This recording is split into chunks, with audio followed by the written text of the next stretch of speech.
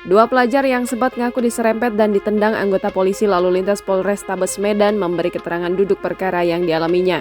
Ridwan, pengendara motor yang tersungkur, mengaku bukan ditendang dan diserempet anggota polisi, melainkan menabrak kendaraan yang ada di depannya.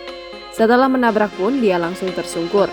Meski demikian, dia mengaku dikejar polisi mulai dari arah simpang Diponegoro atau simpang rumah dinas wali kota Medan lantaran temannya tegar tak menggunakan helm. Orang tua Ridwan, Hairudin Siregar pun mengaku lega mengetahui duduk perkara anaknya tersungkur di aspal setelah melihat rekaman CCTV. Setelah melihat, kaki anaknya itu rupanya diduga bersenggolan dengan pengendara sepeda motor lain.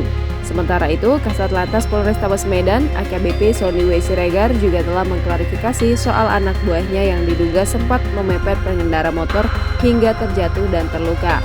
Setelah dilakukan pemeriksaan rekaman CCTV, terlihat bahwa pengendara motor bernama Ridwan dan Tegar jatuh diduga lantaran panik karena tidak menggunakan helm dan melihat petugas Satlantas.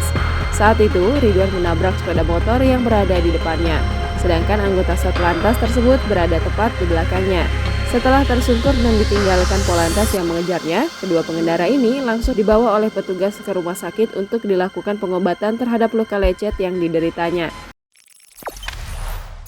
Jangan lupa subscribe, share, komen, dan like ya!